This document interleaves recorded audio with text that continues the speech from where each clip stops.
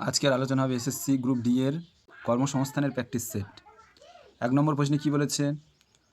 গসাগু বের করুন। 3-এর 5, 0.36, 0.24। ১ নম্বর অঙ্কের সমাধানটি করে দিয়েছি, প্রত্যেকে দেখে নাও ভালো করে।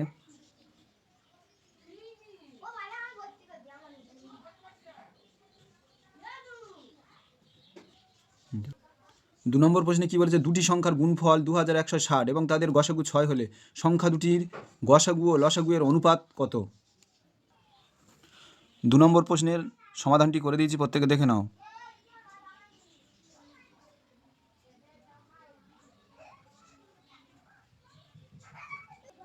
৩ নম্বর প্রশ্নে কি বলেছে? প্রথম কয়টি মৌলিক সংখ্যার সমষ্টি 100? ৩ নম্বর প্রশ্নের সমাধানটি করে দিয়েছি, প্রত্যেকে দেখে নাও ভালো করে।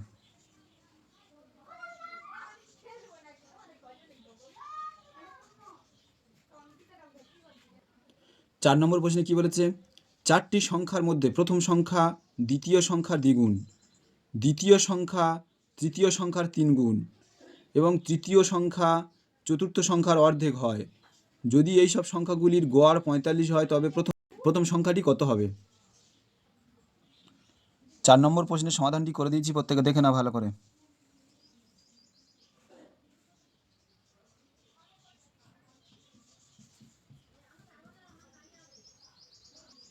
৫ নম্বর প্রশ্নে কি বলেছে? ৩ ও ১৯২ এর মধ্য সমানুপাতি কত? ৫ নম্বর প্রশ্নের সমাধানটি করে দিয়েছি, প্রত্যেকে দেখে নাও ভালো করে।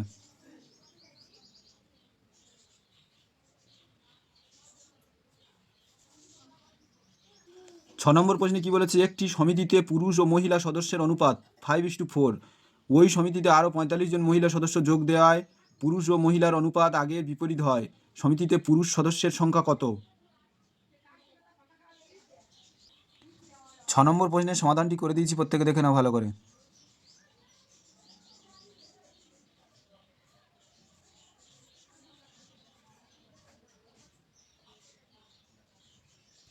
৭ নম্বর প্রশ্নে কি বলেছে? একটি পরিবারের চাল, মাছ ও তেলের জন্য খরচ হয় 12:17:3 অনুপাতে।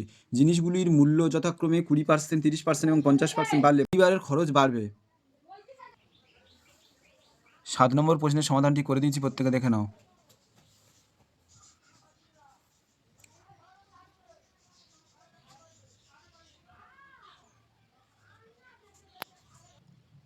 ৮ নম্বর প্রশ্নে কি বলেছে? প্রকৃত সংখ্যা n এর জন্য n³ - n সর্বদা কোন বৃহত্তম সংখ্যা দ্বারা বিভাজ্য হবে?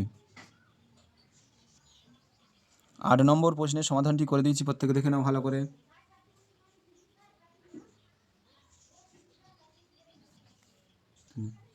একটি শুঁয়োপোকা মাটি থেকে ৭৫ ইঞ্চি উঁচু একটি খুঁটি বেয়ে উঠছে। দিনের বেলা সে 5 ইঞ্চি করে উপরে ওঠে, আবার রাতের বেলা সে 4 ইঞ্চি করে নিচে নেমে যায়।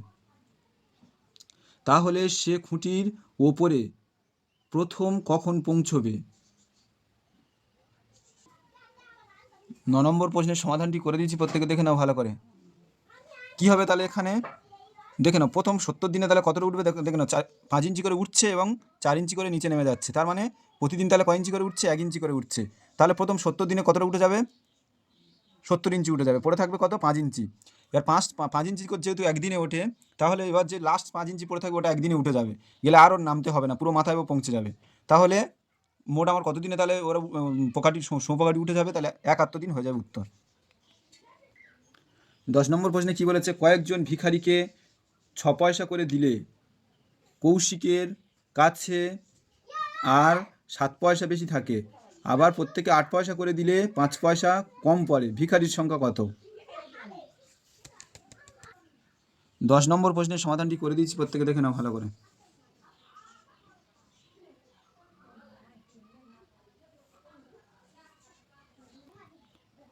11 নম্বর প্রশ্নে কি বলেছে? জোয়ারের জলে পুষ্ট অরণ্য এর নাম কি? 1 নম্বর প্রশ্নের সঠিক অ্যান্সার হয়ে যাবে অপশান সি, ম্যানগ্রোভ অরণ্য। 12 নম্বর প্রশ্নে কি বলেছে? ঘনাদা চরিত্রটি কোন সাহিত্যিকের বিখ্যাত সৃষ্টি? Option C right answer, Premendra Mitra. 13 নম্বর প্রশ্নে কি বলেছে, সম্প্রতি কোন রাজ্যের হারন্দা বনকে বন্যপ্রাণী অভয়ারণ্য হিসাবে ঘোষণা করার নির্দেশ দিয়েছে সুপ্রিম কোর্ট? 13 নম্বর প্রশ্নে option B right answer, Jharkhand. 14 নম্বর প্রশ্নে কি বলেছে, একটি ডিজিটাল কম্পিউটার কোন নীতির উপর নির্ভরশীল? 14 নম্বর প্রশ্নে অপশান বি রাইট অ্যান্সার, বীজগণিতের সূত্র। 15 নম্বর প্রশ্নে কি বলেছে, পশ্চিমবঙ্গের একটি কেন্দ্রীয় বিশ্ববিদ্যালয় হলো? 15 নম্বর প্রশ্নের option B right answer, Visva Bharati বিশ্ববিদ্যালয়। 16 নম্বর প্রশ্নে কি বলেছে, ভারত ও মায়ানমারের মধ্যে কোন পর্বতশ্রেণী অবস্থিত?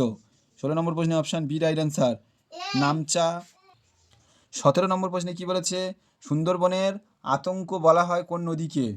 17 নম্বর প্রশ্নে option A right answer, Madla নদীকে সুন্দরবনের আতঙ্ক বলা হয়। 18 নম্বর প্রশ্নে কি বলেছে, ক্রান্তীয় তৃণভূমিকে কি বলা হয়?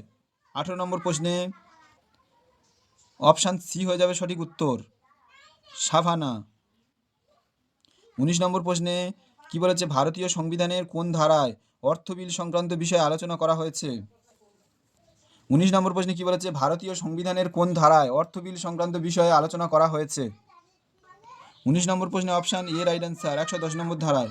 20 নম্বর প্রশ্নে কি বলেছে, রিজার্ভ ব্যাংকের গভর্নর এখন কে? 20 নম্বর প্রশ্নে option D right answer, Sanjay Malhotra. 21 নম্বর প্রশ্নে কি বলেছে, ব্রহ্মপুত্রের উৎপত্তি স্থল তিব্বত, এখানে এটি কোন নামে পরিচিত? 21 নম্বর প্রশ্নে option A right answer, Tsangpo. 22 নম্বর প্রশ্নে কি বলেছে, নিচের কোন নৃত্যটি লোকনৃত্য নয়? 22 নম্বর প্রশ্নে option A right answer, Mohiniyattam.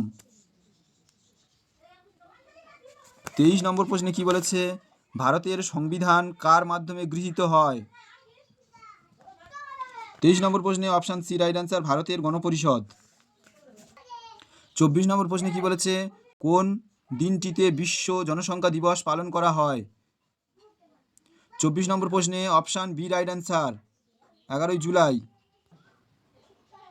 25 নম্বর প্রশ্নে কি বলেছে, নিচের কোন বাঙালি ব্যক্তিত্ব প্রথম জ্ঞানপীঠ পুরস্কার পেয়েছিলেন? 25 নম্বর প্রশ্নে option D right answer, Tarashankar Bandyopadhyay. 26 নম্বর প্রশ্নে কি বলেছে, নেহরু ট্রফি কোন খেলার সঙ্গে যুক্ত? 26 নম্বর প্রশ্নে অপশান সি রাইট অ্যান্সার, নৌকাবাহিজ। 27 নম্বর প্রশ্নে কি বলেছে, চোলেদের রাজধানী কোথায় ছিল? 27 নম্বর প্রশ্নে option D right answer, Thanjavur. 28 নম্বর প্রশ্নে কি বলেছে, 2032 সালে গ্রীষ্মকালীন অলিম্পিক কোন দেশে অনুষ্ঠিত হবে? 28 নম্বর প্রশ্নে অপশান ডি রাইট অ্যান্সার, অস্ট্রেলিয়াতে। 29 নম্বর প্রশ্নে কি বলেছে, ফায়ারওয়াল কি? 29 নম্বর প্রশ্নে option A right answer, network নিরাপত্তা ব্যবস্থা। 30 নম্বর প্রশ্নে কি বলেছে, অমৃতবাজার পত্রিকা কে প্রতিষ্ঠা করেন? 30 নম্বর প্রশ্নে অপশান বি রাইট অ্যান্সার, শিশির কুমার ঘোষ। 31 নম্বর প্রশ্নে কি বলেছে, পরবর্তী বর্ণটি নির্ণয় করুন। দেখে নাও কি রয়েছে, প্রথমে এস, তারপর রয়েছে পি, তারপর রয়েছে ও, তারপর রয়েছে আর, তারপর রয়েছে জিজ্ঞাসার চিহ্ন, তারপর রয়েছে টি, তারপর রয়েছে জি, তারপর রয়েছে ভি, তারপর সি, তারপর রয়েছে এক্স। তাহলে জিজ্ঞাসার চিহ্ন স্থানে কি বসবে সেটা আমাদের বের করতে হবে। 31 নম্বর প্রশ্নে অপশান ডি রাইট অ্যান্সার। 32 নম্বর প্রশ্নে কি বলেছে, নিচের কোন ভেন চিত্রটি মাছ, কুমির, তিমি এদের মধ্যে সম্পর্ককে নির্দেশ করে? তাহলে দেখে নাও 32 নম্বর প্রশ্নে অপশান এ রাইট অ্যান্সার, এটি হয়ে যাবে সঠিক উত্তর। 33 নম্বর প্রশ্নে কি বলেছে, একজন স্ত্রীলোক কোনো ব্যক্তির দিকে তাকিয়ে বললেন, তার স্ত্রী হলেন আমার বাবার একমাত্র কন্যা, ব্যক্তিটির সঙ্গে স্ত্রীলোকের সম্পর্ক কি? 33 নম্বর প্রশ্নে অপশান ডি রাইট অ্যান্সার, স্বামী। 34 নম্বর প্রশ্নে কি বলেছে, একজন ব্যক্তি যোগ ব্যায়াম করছে, তার মাথা নিচের দিকে ও পা উপরের দিকে রেখে, তার মুখ রয়েছে পশ্চিম দিকে, ব্যক্তিটির বাম হাত কোন দিকে থাকবে? 34 নম্বর প্রশ্নে অপশান এ রাইট অ্যান্সার, উত্তর দিকে থাকবে।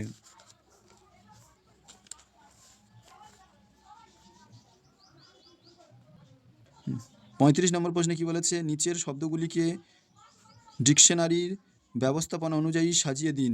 35 নম্বর প্রশ্নে অপশান সি রাইট অ্যান্সার। 36 নম্বর প্রশ্নে কি বলেছে, প্রশ্নবোধক স্থানে কি বসবে? দেখে নাও কি রয়েছে, 15, এদিকে রয়েছে 9, 8, মাঝখানে রয়েছে 22, এদিকে 3, 22, 4, মাঝখানে রয়েছে 19, এদিকে রয়েছে 6, 7, 30, আর মাঝখানে রয়েছে জিজ্ঞাসার চিহ্ন। তাহলে আমরা কী করবো, দেখে নাও 15, 9, 8 এগুলি সবগুলো যোগ করলাম, যোগ করে আমরা কত পেলাম, 32। আর তার থেকে কী করলাম, তার থেকে আমরা 10 বাদ দিলাম, দিলে 22 পাচ্ছি। তাহলে অ্যাকচুয়ালি আমাদের নিয়মটা কি, বাইরের সবকটা যোগ করলাম, করে 10 বাদ দিলে মাঝখানেরটি আমরা পেয়ে যাবো। সেম এই ক্ষেত্রেও তাই করবো, 3, 22, 4 যোগ করবো, করে আমরা কত পাবো, 29। 29 থেকে 10 বাদ দিলে আমরা কত পাবো, 19।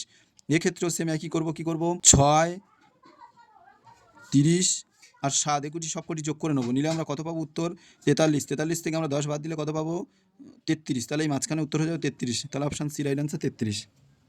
37 নম্বর প্রশ্নে কী বলেছে, একটি সারিতে 5 জন বালক বসেছে, পীযূষ ও পরেশের মাঝখানে কাজল ও রনি, আর পীযূষের মাঝখানে গোপাল রয়েছে, কে গোপালের একেবারে দক্ষিণ প্রান্তে বসেছে দেখি। 37 নম্বর প্রশ্নে option A right answer, Paresh. 38 নম্বর প্রশ্নে কী বলেছে, SKARTINS শব্দটিকে অ্যারেঞ্জ করে লিখলে একটি শব্দ পাওয়া যায় যা একটি ভাষাকে প্রকাশ করে। এখন ওই শব্দটির ডান দিক থেকে পঞ্চম অক্ষর কী হবে। 38 নম্বর প্রশ্নে অপশান সি রাইট অ্যান্সার। 39 নম্বর প্রশ্নে কী বলেছে, সব গোলাপ হলো ফল, সব ফল হলো গাছ। তাহলে সিদ্ধান্ত আমাদের কি আমরা নিতে পারবো, দেখে নাও। সব গাছ হয় গোলাপ, কিছু ফল হয় গোলাপ। তাহলে কোন সিদ্ধান্তটা সত্য হবে দেখে নেবো, নাকি দুটো সত্য হবে সেটা আমরা দেখব। 39 নম্বর প্রশ্নে অপশান সি রাইট অ্যান্সার, শুধুমাত্র 2 নম্বরটি অনুসরণ করে। 40 নম্বর প্রশ্নে কী বলেছে, যদি একটি কোডে REDকে 19 হিসাবে লেখা হয় তবে WEDকে কী হিসাবে লেখা হবে। 40 নম্বর প্রশ্নে অপশান এ রাইট অ্যান্সার 24।